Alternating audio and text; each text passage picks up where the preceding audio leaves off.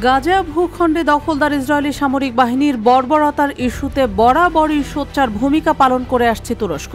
তবে তুরস্কের এই অবস্থানকে ভালোভাবে মেনে নিতে পারছে না নেতানিয়াহুর ইসরায়েল, যার ফলে প্রায় সময়ই নানা ধরনের হুমকি হুঁশিয়ারির শিকার হতে হয় তুরস্ককে।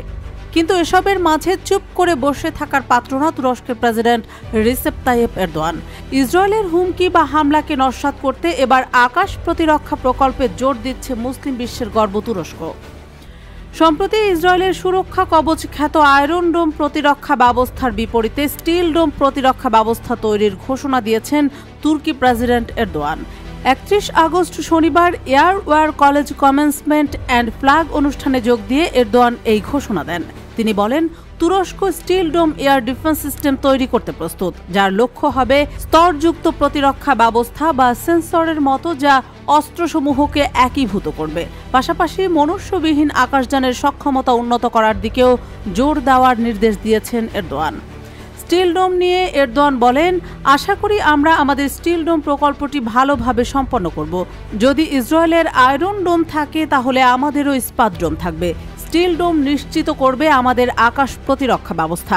আমাদের সমস্ত সেন্সর এবং অস্ত্র একে অপরের সাথে এক হয়ে কাজ করবে।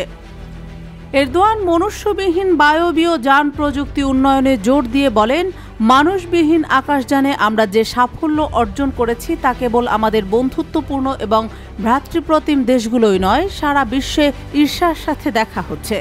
সন্ত্রাসের বিরুদ্ধে যুদ্ধের কথা জানিয়ে নিজেদের সামরিক সক্ষমতা বাড়ানোর উপর জোর দিয়েছেন এরদোয়ান। এই তুর্কি নেতা বলেন, আমাদের বিমান বাহিনীর যা কিছু প্রয়োজন, ক্ষেপণাস্ত্র থেকে শুরু করে বিমান প্রতিরক্ষা ব্যবস্থা পর্যন্ত আমরা তৈরি করব। এর বিকাশ বা সংগ্রহ করতেও কাজ করছি। আমাদের বিমান বাহিনী আমাদের দেশের নিরাপত্তার জন্য, বিশেষ করে সন্ত্রাসবাদের বিরুদ্ধে লড়াইয়ে হুমকি দূর করার জন্য মহান দায়িত্ব গ্রহণ করেছে।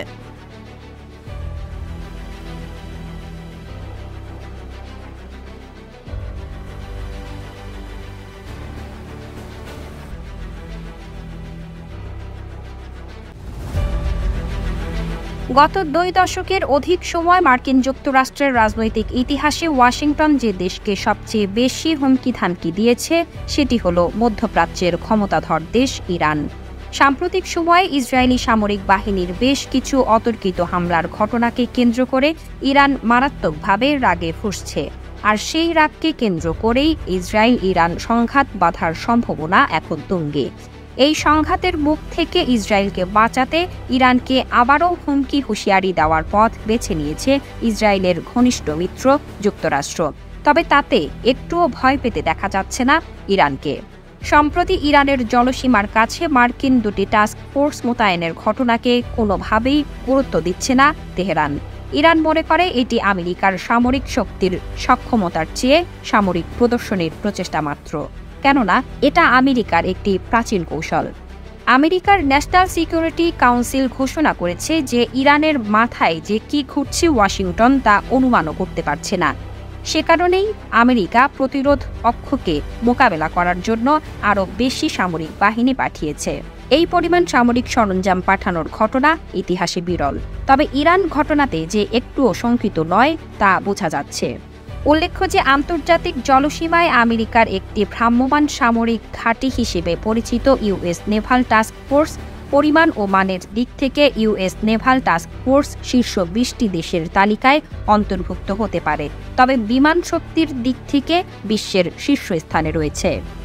টাস্ক ফোর্সের কাঠামোর মধ্যে রয়েছে একটি বিমানবাহী রণতরী, একটি ক্রুজার, 4 থেকে 6টি ডেস্ট্রয়ার, একটি সাবমেরিন, একটি সাপোর্ট শিপ, 75টির মতো সামরিক বিমান এবং 7,500 নাবিক ও বন্দুকধারী।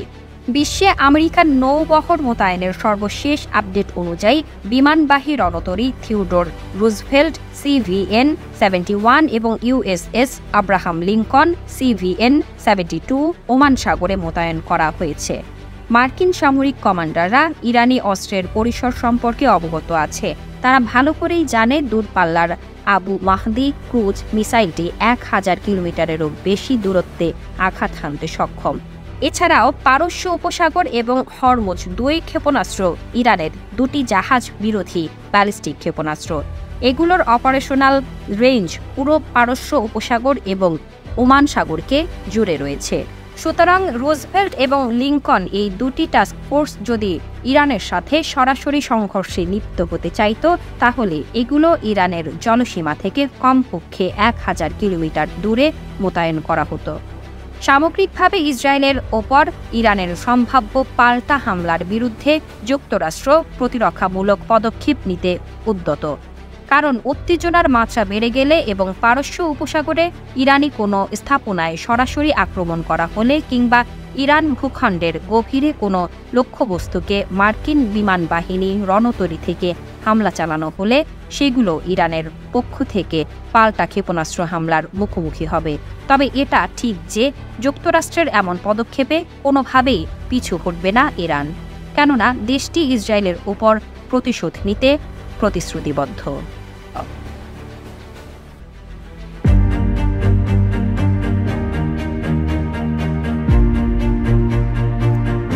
যুদ্ধাপরাধের দায়ে এবার কি তাহলে আসলেই গ্রেপ্তার হতে যাচ্ছেন প্রতাপশালী রুশ প্রেসিডেন্ট ভ্লাদিমির পুতিন? 3 সেপ্টেম্বর মঙ্গলবার মঙ্গোলিয়া সফরে যাওয়ার কথা রাশিয়ার প্রেসিডেন্ট ভ্লাদিমির পুতিনের। মাথায় আন্তর্জাতিক অপরাধ আদালত আইসিসির গ্রেফতারি পরোয়ানার তলোয়ার ঝুলছে জেনেও আইসিসিভুক্ত দেশটিতে সফরের উদ্যোগ নেন পুতিন।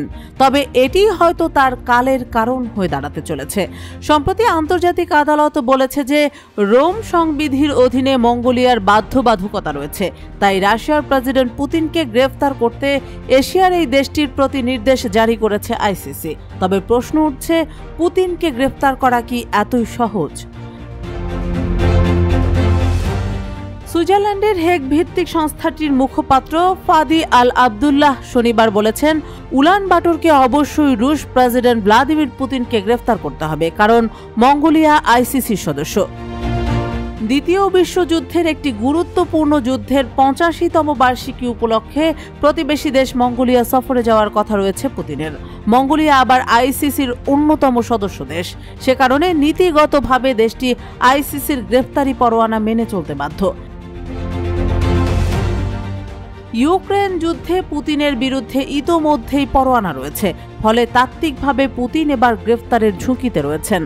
মুখপাত্র ফাদি আল আবদুল্লাহ সংবাদ মাধ্যম বিবিসিকে বলেছেন, যেসব দেশ রোম সংবিধিতে স্বাক্ষর করেছে তারা 9 নম্বর অনুচ্ছেদ অনুসারে সহযোগিতা করতে বাধ্য। রোম সংবিধি হলো একটি আন্তর্জাতিক চুক্তি যা আন্তর্জাতিক অপরাধ আদালতকে স্থাপন করেছে। 2002 সালে মঙ্গোলিয়া এ সংবিধি অনুমোদন করে। মঙ্গোলিয়া পুতিনকে গ্রেফতার না করলে এ ধরনের অসহযোগিতার ক্ষেত্রে আইসিসির বিচারকরা তার কারণ অনুসন্ধান করতে পারেন এবং বিষয়টি এর সদস্য দেশগুলোর অ্যাসেম্বলিকে অবহিত করতে পারেন। তারপরে অ্যাসেম্বলির পক্ষে উপযুক্ত বলে মনে করা যে কোনো ব্যবস্থা নেওয়া যেতে পারে। তবে ক্রেমলিন বলেছে, মঙ্গোলিয়া সফরে আইসিসি ওয়ারেন্ট নিয়ে পুতিন চিন্তিত নন।